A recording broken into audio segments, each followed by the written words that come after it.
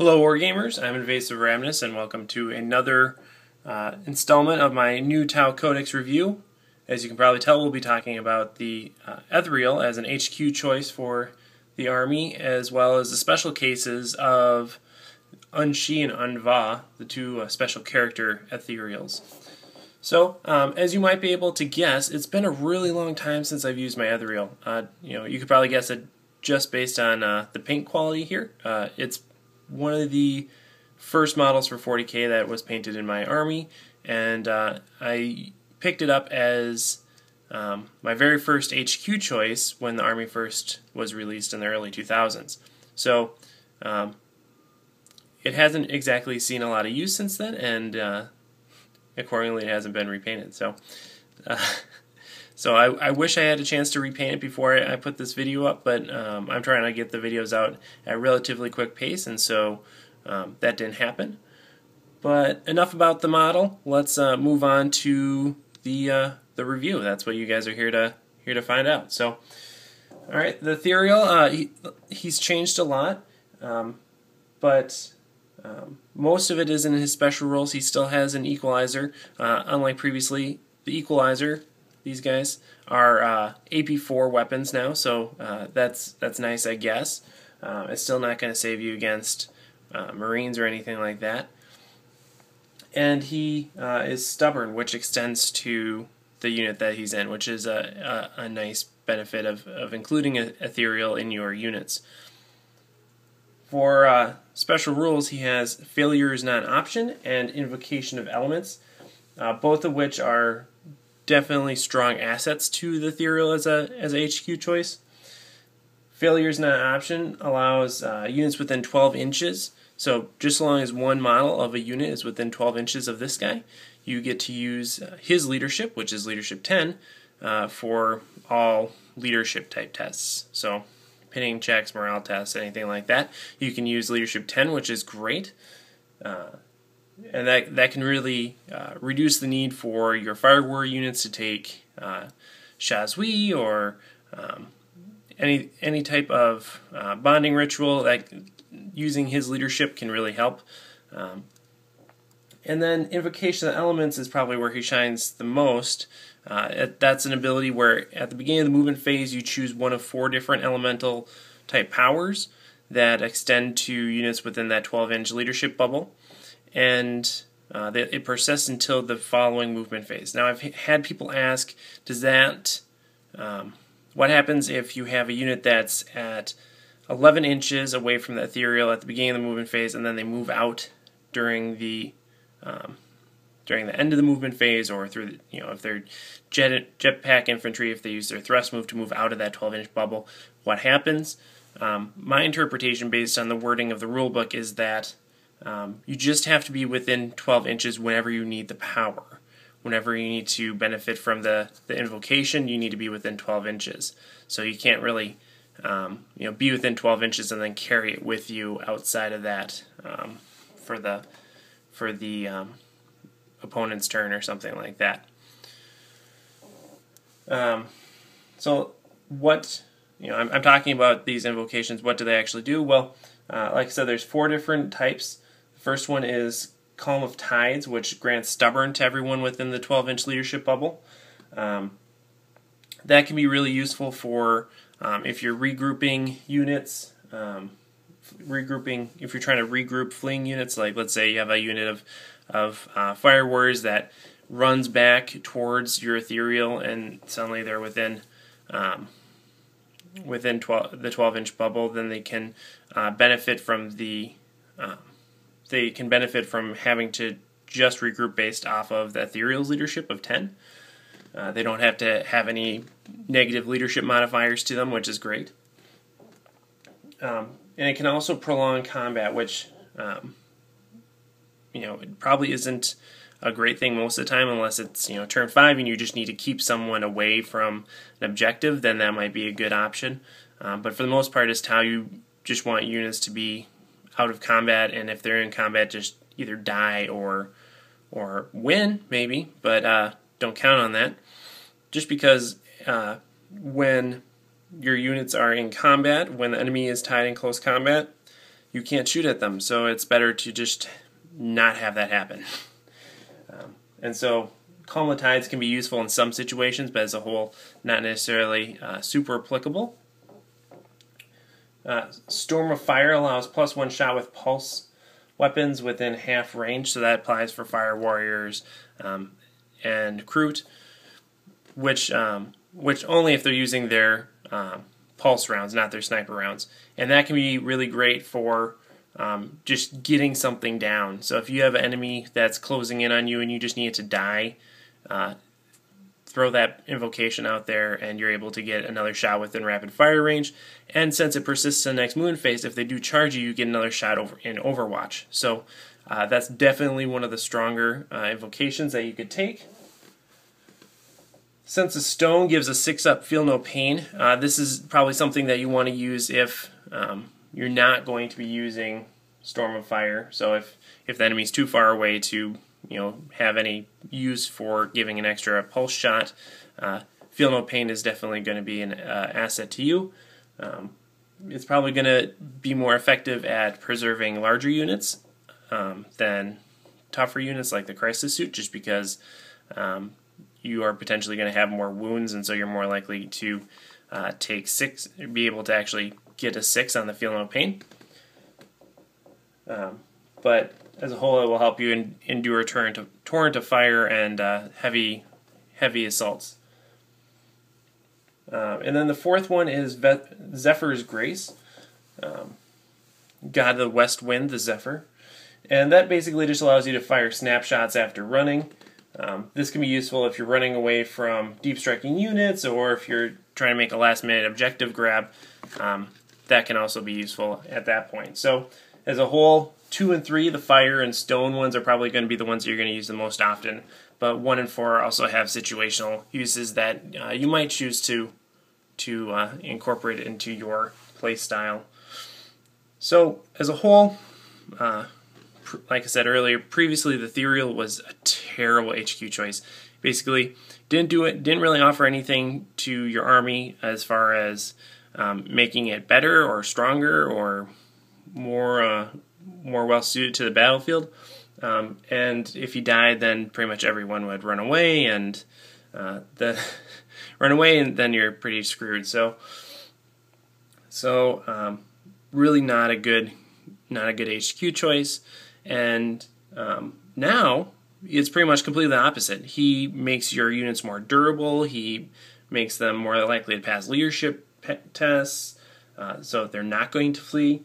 And it's a cheap HQ slot that offers a lot of utility to your army. So it's definitely a strong option. As far as how you might want to play him, well, you could deploy. You definitely want him deployed within a unit. You don't want him hanging out by himself, because then he's just going to get picked off and he'll die, as that implies. But the other thing about the Ethereal, besides having these great bonuses, the failure is not an option rule also makes him worth 2 victory points if he's killed. So if he's killed in like Purge the Alien, and he's also your warlord, then they get even more points. So if he dies, it's not a good thing. It's not insurmountable. You can still win if he dies, but you want to try to make sure that doesn't happen.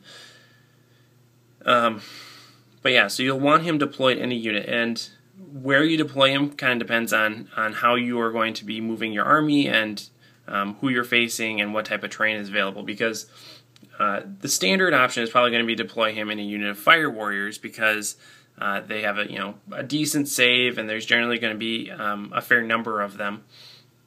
And he can also use the Storm of Fire to improve their abilities. So it wouldn't make sense to put him with Crisis Suits, because A, they don't have pulse rifles, and B, they wouldn't be able to move effectively using their jetpacks. But putting him with Fire Warriors, which are just infantry just like him, and also have pulse weapons, well, that makes sense. But potentially a better location to deploy him, if they are close to the rest of your army, would be in a unit of Kroot, which are within a forested piece of terrain. Because they do have stealth and force, so they have a 3-up cover save, which is better than a 4-up armor save, assuming that there isn't any ignore cover weaponry out there. So you might want to put him with a unit of crew. There's going to be more of them, and they're going to have a better save than a standard unit of fire warriors. So that's probably a good option, so long as, again, they are within range of the bulk of your army, so you actually get some benefit out of the leadership bubble and the invocation of elements abilities. As far as war gear goes, he's probably good just as is. He's not going to be someone that you want to get into close combat, again, because he's a Tau, but also because even though he's slightly close combat oriented, he's not going to be able to do anything on his own. He's not someone that's going to stand up to anything, and then you lose multiple victory points for his death. So not worth it having him go into close combat for any reason. And so you're not going to want to equip him with any type of close combat gear like the Honor Blade. It's not going to be worth it. And you could potentially take a Black Sun filter if you wanted to, just to confer that to a unit of Fire Warriors if you did not take a Shazui with the Black Sun filter. That's kind of optional. It might, if you have the spare points, why not? But otherwise, I wouldn't take anything with him. You could take drones as well, but really, if you're sticking him with a unit, having a drone, that's just another wound. Doesn't really. You might as well just take another Fire Warrior or something. Taking a marker drone doesn't really make sense as far as the benefit that it would provide, and a shield drone doesn't make any sense at all because he's not going to be the subject of low AP fire. So no one's going to be firing a plasma gun or a las cannon or anything like that at your Ethereal. Probably he's probably going to die to bolter shots if anything, as compared to some heavy weapons. So a shield drone isn't really going to offer much benefit over just a standard Fire Warrior, or again, if you're sticking with drones, it wouldn't really offer any benefit over a gun drone. So, like I said, he's probably good just as is. He's a very strong utility HQ overall, and an easy starting warlord for low point games. You might want to take him as your first HQ if you're just starting Tau, because he does offer a lot of benefits. So that's the basic Ethereal. Let's move on to the special characters Aun'shi and Aun'va. Alright, so for this section of the review, you guys are going to be stuck looking at the Codex simply because I don't have a model for Aun'shi or Aun'va, and I really didn't want to have you guys look at the Ethereal model that I do have for more than you needed to. So here you go. Aun'shi is an independent character, just like a standard Ethereal. He comes with the Honor Blade, so he has +2 strength on his attacks. EMP grenades, photon grenades, shield generator, so he has a 4-up invulnerable save. Great. So he's a little bit, definitely close combat oriented, more so than a standard Ethereal. He has a standard special rules of failure is not an option. Independent character, like I said, invocation of the elements, and stubborn, just like a normal Ethereal. And then the thing that makes him kind of special, besides the shield generator and the Honor Blade, is that he has Blade Master, which either allows him to re-roll all saving throws at the end of the phase in a challenge, or he has Killing Blade, which allows him to have Rending. So both those are pretty decent things to have in combat, but as a whole, Aun'shi, especially for the points cost, he's 110 points, I believe, really not worth it. You don't want him to be in close combat just because he's just one guy. He's just one Tau. He can't change the world all by himself. But he is not going to be able to stand up to a full unit of anything in close combat. He might be able to take out like 4 Gaunts by himself, but other than that, it's not going to happen. He, is decent in challenges, but once whoever he challenges is gone, then he's kind of SOL. So my recommendation is to not bother with Aun'shi. It's great that he's back in the Codex. He wasn't in the last one. He was in the first one. But you know, you could take him for nostalgia purposes, but he's really not going to offer anything to you tactically in your army. Maybe if Blade Master worked outside of challenges, that might be a little bit different, just because then he could re-roll all of his saves all the time. But as is, probably not worth it. And then Aun'va. Aun'va is a tricky guy. A lot of people call him the Space Pope because he has a pope-like hat, a popple hat. It's not just him though. He's joined by 2 Ethereal Guard, which you know, importantly makes him not an independent character. I've seen people think that he's an independent character and they can put him with whatever unit they want. That's not true. He's not an independent character. He is a full unit on his own. He cannot be joined. He cannot join other units. And so he has to kind of stay on the. He either has to hide, or he will likely die. So that has a lot of inflexibility with him. He has to stay, you know, hidden. And Tau are a very mobile army. So if you want your army to be mobile and fluid and respond to the enemy as they move, Aun'va is not going to be able to keep up. He's going to be you know, Sam in Game of Thrones when the White Walkers are coming. He's going to be Piggy in Lord of the Flies. He's going to die terribly. Now, you might say, well, hold on. He's got this special rule called Paradox of Duality, which is technically a signature system, which I think is interesting. That's a signature system. But Paradox of Duality basically allows him to ignore a wound from a weapon if he makes a roll equal to or greater than the AP of that weapon. So AP 1 weapon he would pass automatically. AP 2 weapon he'd have to roll a 2 up to ignore a wound from that shot. And so that's great for low AP weapons, but if you're getting shot at by bolters or something that doesn't have a low AP, he's going to die relatively quickly just from torrent of fire. So just like other ethereals, he's going to be relatively easily killed by your standard troop units.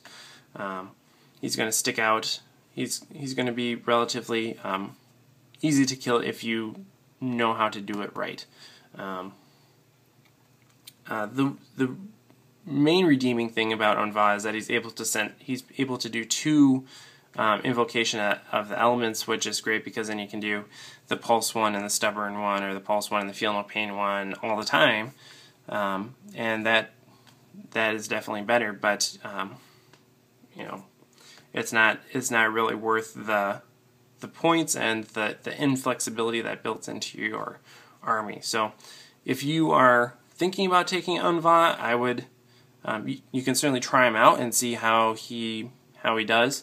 If you are someone that is going to be playing against Tau, I would definitely be aware of the fact that Aun'va is not an independent character. So you know, keep your opponents accountable for knowing their rules. But yeah, so as a whole, I would say Aun'va and Aun'shi aren't really worth your investment to put them in your army. Although they are kind of cool in concept, they're not tactically worth much. Okay, so onto the summary. As a whole, ethereals are good, but the special characters fall short. They're just not worth it. But as far as pros, why would you want to take an ethereal? Well, they're a cheap HQ that buff your army to a significant extent through leadership and through augmenting their firepower abilities. And it's strongly synergistic with special rules like supporting fire and with other HQ units like the Cadre Fireblade. And I'll talk about him in a future episode. But the leadership bubble that the Ethereal has is synergistic with both these things because all of them promote clustering of your units. And so the more clustering you have, the more units you have within this bubble, the more effective each of those units are going to be. Unlike some of the other things, Ethereal's bubble is 12 inches, so that really gives you a 24-inch diameter bubble of influence, which is huge. 2 feet,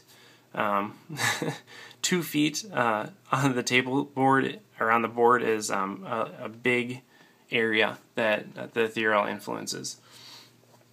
Why might you want to be a little apprehensive about taking an Ethereal? Well, like I said, they're relatively easy to kill, and when they die, they give up 2 victory points because failure is not an option. So those are the balances to having all these awesome augmentation abilities. So as a whole, I think that's a pretty good deal for Tau players interested in taking an Ethereal. And you will likely see at least one in every army that has 2 HQ choices, and potentially it might be the only HQ that you see. But yeah, so Ethereals are definitely here to stay in the new Tau Codex. They had a really hard time in previous editions, but now they are going to be a staple of the Tau army, I think. So, yep, my recommendations, this should be one of your top choices at HQ. As an HQ pick, and it's a great balance to a commander. Commander is definitely an aggressive unit, whereas the Ethereal is more of a control unit. Helps you be more in control of what's going on in the battlefield, and that kind of has a very nice Tau feeling to it, because there's balance in that, having the fist and the shield, or the sword and the shield.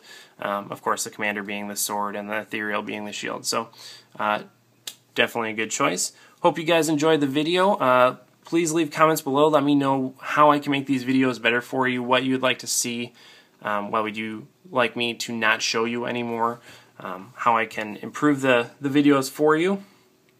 Like the video if you like them. If you want to see more Tau Codex reviews, Tau Battle Reports will be coming soon, so that will be great. I don't want to show you guys battle reports of me playing people without fully painted models, or with just a lot of proxies or anything like that. So I want to be able to give you some sort of quality battle report. And once I get in some battle reports, or some games in with that fit those qualifications, and then I will put them up here for you guys to see. And if you want to see those, please subscribe. You'll be immediately notified once my battle reports are up. So again, thank you for watching, and keep on Tauing, Tau players.